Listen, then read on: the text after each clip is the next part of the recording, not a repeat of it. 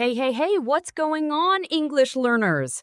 Have you ever noticed how two people can face the exact same difficult situation, but one completely falls apart while the other stays calm and finds a solution?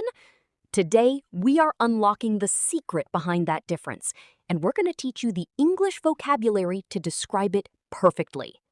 English learners, welcome back to English Podcast with Larry and Mark. This is your favorite audio hangout to learn real, everyday English, the exact kind of English that native speakers actually use in daily life. I'm Mark. And I'm Larry. Welcome back, everyone. We are incredibly thrilled that you decided to tune in today.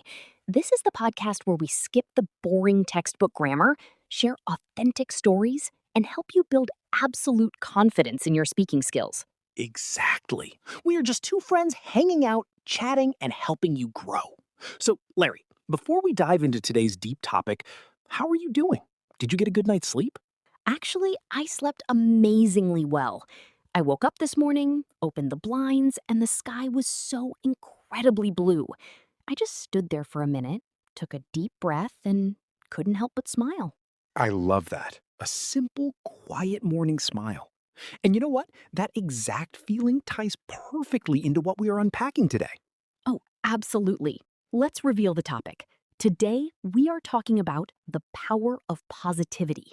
I am so excited for this. We are going to discuss how your internal thoughts, your micro habits, and your daily reactions can make your life feel significantly lighter and brighter. And don't worry, we aren't going to sell you toxic positivity. We aren't just going to say, just be happy, it's super easy. We know real life is messy and full of hard days. Exactly. We are going to focus on practical, actionable positivity, real mental tools you can deploy today. And along the way, we will break down some highly useful English phrases. Listen closely, repeat after us, and enjoy the ride. Before we go any further, we have one tiny favor to ask. If you enjoy our podcast, please smash that like button and hit subscribe.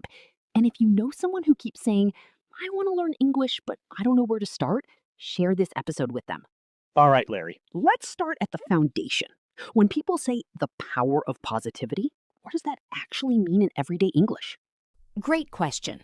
Let's look at the core word, positivity.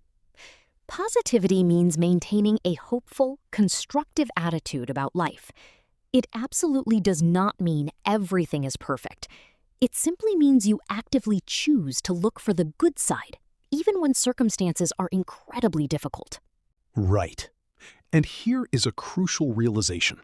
Positivity does not exist outside of you. It isn't hiding in your smartphone, it isn't in your bank account, and it isn't given to you by other people. It starts entirely inside your own mind. I completely agree, but I want to be radically honest with our listeners. There are days when I wake up and my brain feels like a dark, heavy rain cloud. Oh, absolutely. Sometimes you open your eyes and your brain instantly hands you a massive list of problems. The bills you have to pay, the text you forgot to reply to, the embarrassing mistake you made last week. That is the perfect moment to introduce our next vocabulary phrase, dwell on something. When you dwell on something, you keep thinking about it obsessively. You refuse to move past it. Exactly. For example, I try not to dwell on my past mistakes. I just extract the lesson and move forward. Or he dwelt on one negative comment and completely ignored all the compliments. When we dwell on negative thoughts, we start to feel incredibly heavy, like we are carrying a backpack full of rocks. That happened to me just last month. Nothing was physically wrong with my life, but my entire outlook was negative. Outlook. That is a fantastic word. Your outlook is your general perspective or view on life. Right. I was in the same house, drinking the same coffee, but my outlook was toxic. I kept thinking everything is a struggle and I am falling behind. And I noticed I was actively feeding that negativity by scrolling through sad news online. I was giving my brain a miserable breakfast. So what did you do to break out of it? I realized I couldn't magically fix my entire life in that moment, but I could definitely change my next 5 minutes. So I decided to short-circuit the negative loop. Short circuit, that is normally an electrical term, right? But here it means you abruptly interrupt a bad mental pattern. You stop your brain from going down that dark tunnel. Exactly. I put my phone down, opened the window, and played just one upbeat song. Then I made a simple breakfast and took a 10-minute walk. It was a tiny change, but it felt like hitting the reset button in my mind. I love that analogy. Your mind is basically a garden. If you don't intentionally choose what seeds to plant, toxic weeds will just grow automatically. Negative news, ancient worries, and social media drama are the wild weeds. But when you plant a high-quality seed, like a moment of gratitude, you start cultivating a completely different garden. Let's break down gratitude. Gratitude simply means feeling deeply thankful. It is the active practice of noticing the good things in your life.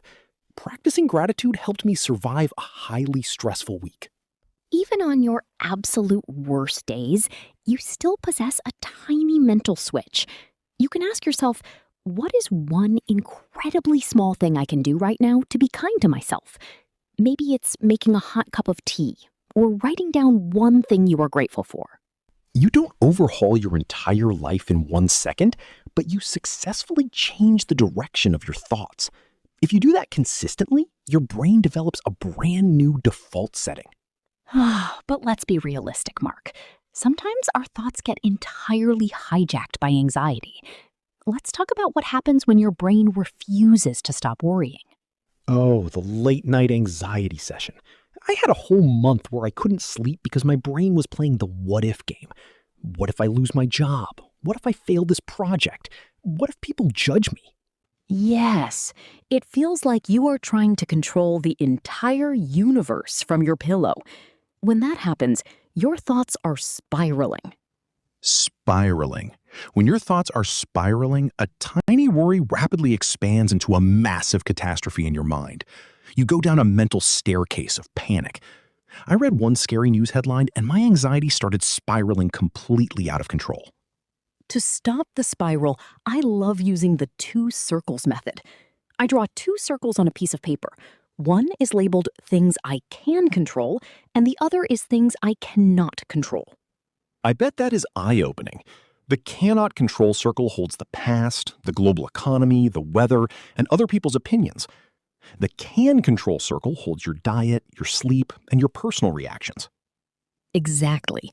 You quickly realize that 90% of your mental energy is being wasted trying to fix things in the cannot control circle. It's like trying to keep your head above water in an ocean you don't even own. Keep your head above water. That is an elite idiom. It means you were just barely managing to survive a difficult situation without drowning. With all these new deadlines at work, I'm just trying to keep my head above water. Once you realize you are worrying about the wrong circle, you have to monitor your self-talk. Self-talk is the constant, invisible conversation you have with yourself inside your head. And unfortunately, that background music is often incredibly harsh. We constantly tell ourselves, you are so slow. You always mess this up.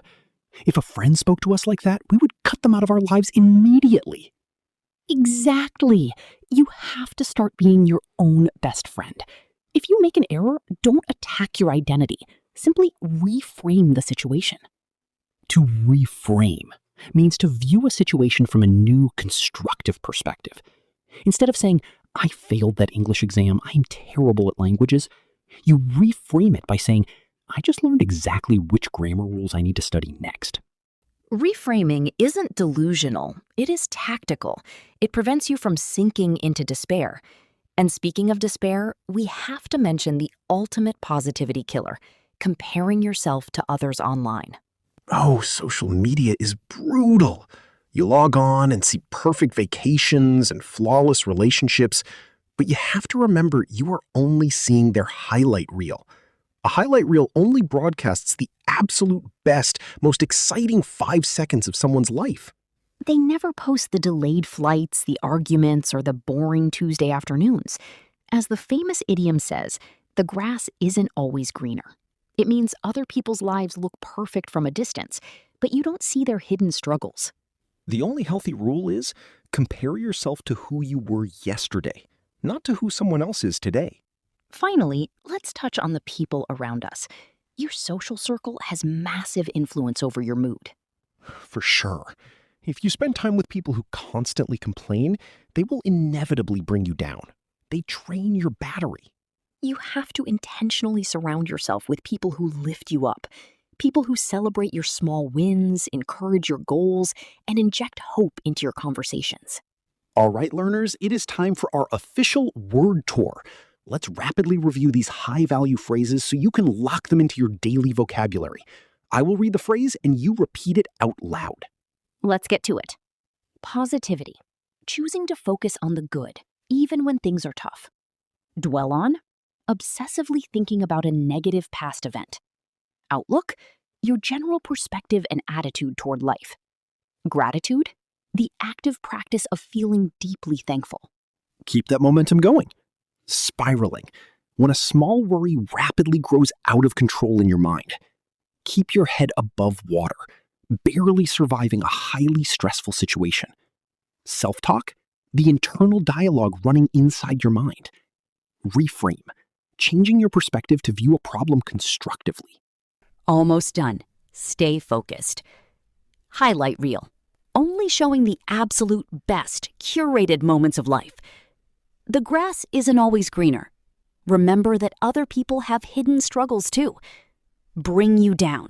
Someone who drains your energy and makes you feel worse. Lift you up. Someone who encourages you and boosts your mood. Phenomenal job, everyone. You just absorbed some top-tier, native-level English. Remember, the goal of life isn't to force fake happiness every single second. The goal is to take small, honest steps in a kinder, more productive direction. Exactly. Now it's time for our community challenge. We want to hear from you down in the comments section. What is the absolute first thing you do in the morning to set a positive tone for your day? Do you drink a glass of water, open the window, or practice gratitude? Write your answer in the comments using one of the vocabulary words we learned today.